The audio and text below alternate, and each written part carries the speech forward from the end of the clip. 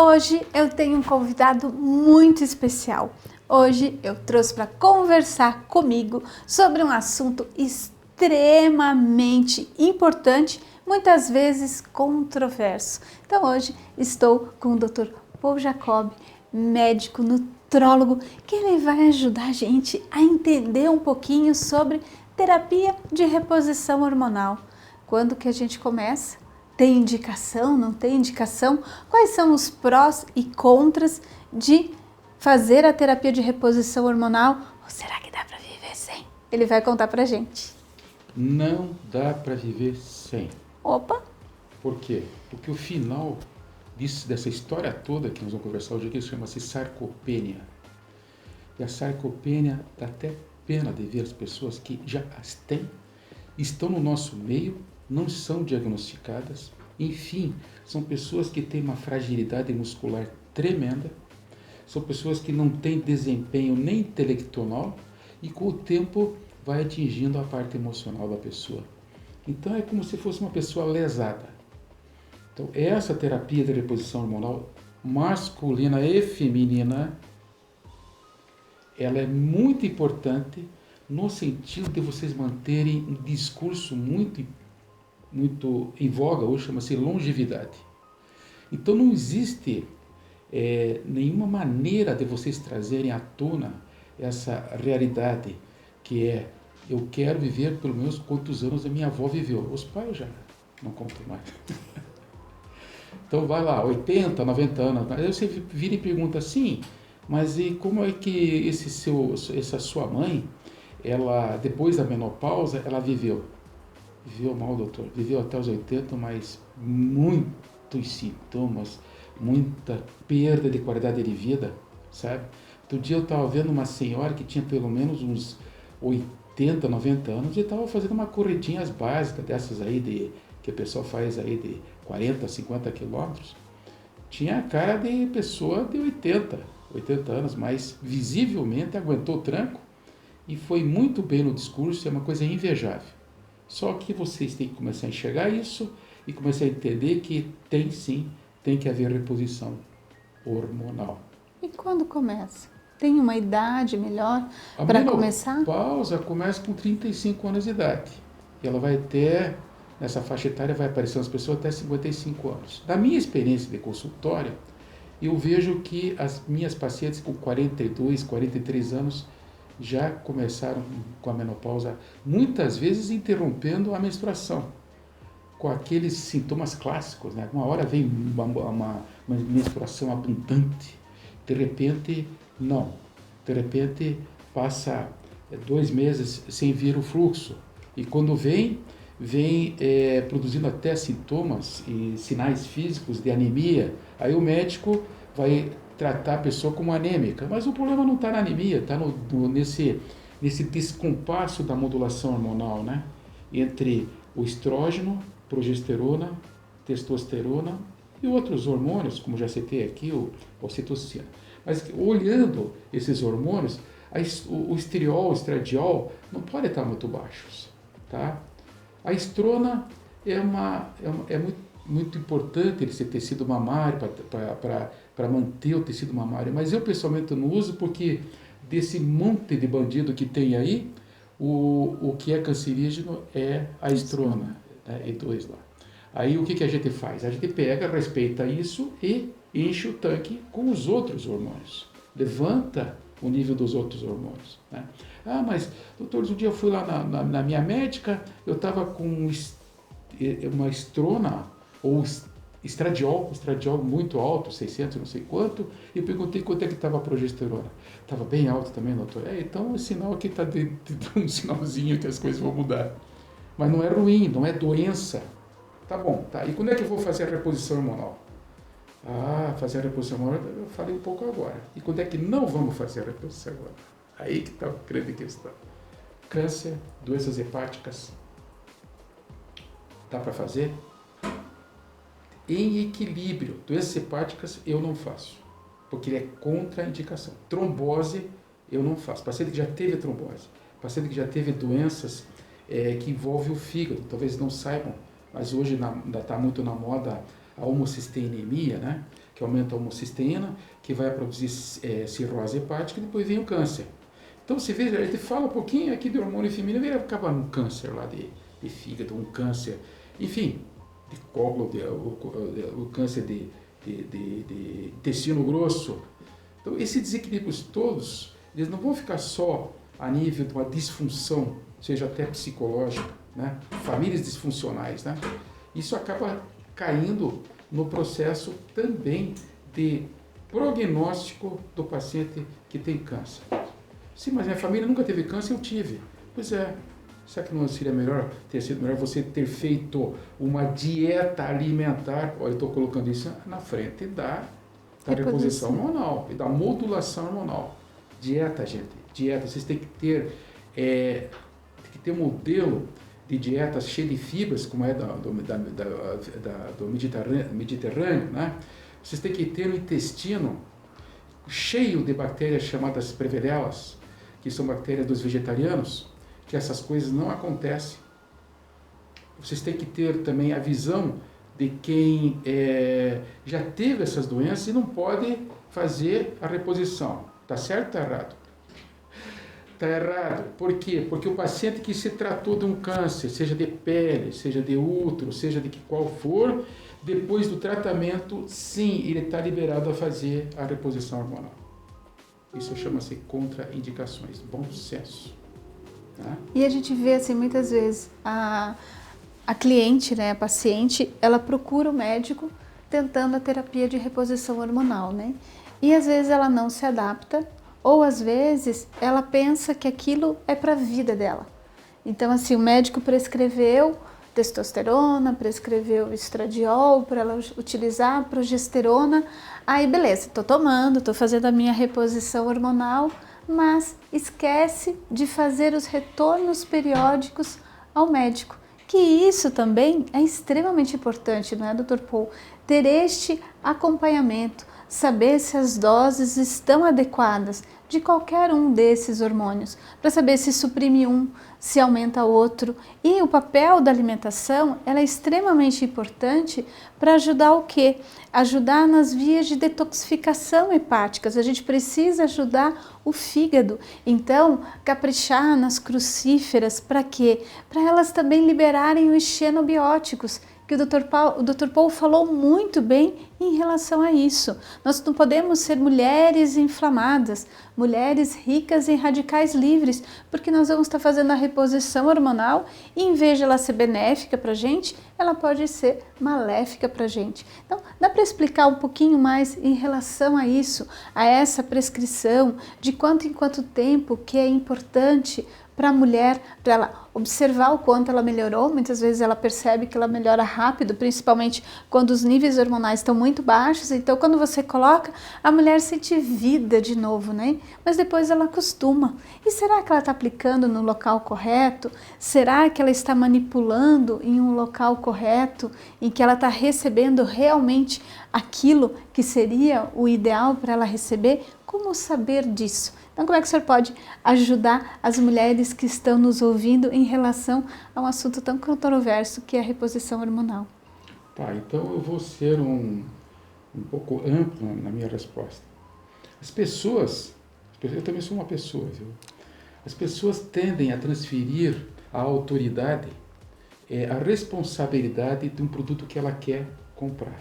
Então, isso aqui é um produto, vocês estão comprando uma situação de saúde, de longevidade, de ter uma vida sem essas doenças graves, ou tendo essas doenças graves, de repente passa-se, ou todos os períodos daquela doença, ela vai embora e fica quietinha no seu cantinho lá, que é o ideal. Mas então o que acontece? Essa transferência dessa responsabilidade, Marinês, ela acaba acontecendo muito com você aqui. Você falou o tempo inteiro sobre reposição, eu vou entrar lá também, calma, não vou fugir do assunto. Mas antes disso eu quero falar o seguinte: população de lactobacillus intestinal. Hoje está na moda. Então você vê prescrições aí de 1 bilhão de cada um dos tipos de lactobacillus. E aí a pessoa diz, mas pô, que exagero, estava em 1 milhão, teve inflação aqui? Teve. Entendeu? Então, o que acontece é isso. Então, baseando nisso, se você tiver um sangue com pH que não seja nem muito básico e muito pouco ácido, os hormônios vão funcionar. Agora te peguei, né? Então não adianta você ficar passando na pele, tá? Aquilo, a vantagem de passar na pele é que não vai para o fígado. Ele respeita o fígado. Mas, então, vai fazer, no caso, vai usar estriol, estradiol, testosterona, né? E vai fazer o boro, vai fazer aquela modulação hormonal toda. Então, pega, põe na mão, um lado, e fricciona no antebraço. Não é no braço, pode ser nas coxas ou a parte de baixo. Mas o ideal é que se faça esse massageamento dessa substância com esses hormônios no antebraço, que ele vai absorver o quanto você precisa. Vai para o sangue e não vai fazer todo aquele ciclo hepático que faz os outros anticoncepcionais ou os hormônios de reposição que são feitos via oral. O via oral vai para o fígado. O via oral vai ter efeito colateral. Ah, meu Deus, não vou usar mais. Gente, se vocês vissem o que vocês comem de hormônio por dia, por não estar respeitando essa questão dos hormônios introduzidos nos alimentos, vocês caem duro para trás. Quer um exemplo? O pintinho recebe a raçãozinha, tá? Eles fazem toda a terapia hormonal no pintinho, porque ele tem que ser gordinho e vender bem. Aí esse pintinho vai fazendo cocô. E chega aonde? Nos baldes das vacas. Aí as vacas misturado aqueles agrotóxicos e tal, e vai acabar comendo aquele produto, principalmente o arsênico, viu? Muito arsênico nessa relação. E vai acabar caindo lá no intestino da vaca, que vai fazer o quê? Produzir leite. Ou vai ser sacrificada para produzir carne. Só que antes disso, ela vai comer lá no pasto. Porque a nossa vaca tem o luxo de não ficar em contenção, né? Come lá no pasto. Aí vai encontrar lá o cádmio, o níquel. É uma festa. De metal pesado. Que de repente vocês nem sabem, nem sei se vocês vão querer saber. Vocês não essa comem parte. mais. Não comem. Não comem mais. Então, terapia de reposição hormonal é assim, vai na pele. Só uma coisinha, cortando um pouquinho, Dr. Paul, mas também lembrar da água, né, Dr. Paul? Porque nós todos fazemos xixi. E as mulheres que estão em idade fértil, que tomam anticonceptivos orais, elas fazem xixi, né? Todo mundo que eu saiba até então, né? A gente toma água, faz xixi. E esse xixi vai para o esgoto. E esse esgoto, ele é tratado e vem a ser a água que a gente vai beber no futuro. Só que todos os produtos utilizados para melhorar a qualidade da água que a gente consome, eles não tiram hormônios. Então nós estamos bebendo também uma água que também tem hormônios, que também vai fazer esse desequilíbrio hormonal. Então, Marinês, você está falando que não é mais para tomar água? Não estou falando que não é para tomar água. Nós todos precisamos tomar água, mas também a gente precisa tomar água de boa qualidade, de boa procedência. Então a gente tem que cuidar um pouco com o consumo da água, lembrando que normalmente as águas minerais que a gente consome, elas vêm em embalagem plástica, e o plástico, quando aquecido, que pode ser pela própria energia solar, pelo próprio sol, faz com que o xenobiótico, que a gente já comentou, que o Dr. Paul comentou, passa pela água. Então é tudo muito mais profundo do que a gente imagina. Então muitas vezes a gente se fecha, melhor a gente não saber tanta coisa assim, porque fica difícil, porque a gente não vive numa bolha, mas é importante a gente ter esse conhecimento para a gente ter o livre-arbítrio das nossas escolhas. Sim, e aí você entra numa espécie de paranoia, né, que se vive num ambiente totalmente tóxico. Isso não vai mudar, porque a indústria está aí, gera muito emprego, e não vamos entrar nesse tipo de discussão. A discussão aqui é o seguinte: como que você pode, de repente, fazer mata-borrão nesse intestino? Não sei se você sabe, mas eu fui da época do mata-borrão, da caneta tinteiro. Mata-borrão para tirar a tinta, a sujeira do lado, a criançada fazer a sujeirada e tal. Então, como é que pode ser chamado o mata-borrão do intestino? Fibra, pectina. Então, uma pessoa que come muita fibra e que tem todas essas fibras no intestino, dificilmente ela vai ter uma intoxicação crônica ou aguda desses metais pesados, né? Então, a gente acaba caindo na tua área. E o pessoal diz assim, mas lá vem a Marinense com aquela história de perinha, de moranguinho, de não sei o quê. História, estou falando da vida de vocês. Estou falando da longevidade que vocês podem ter ou não. Agora, o problema não é isso, gente. O problema é eu, como médico, eu fico abismado, tá, com o número de diagnósticos que se tem hoje no abdômen da mulher na época da menopausa e na pós-menopausa. É um absurdo.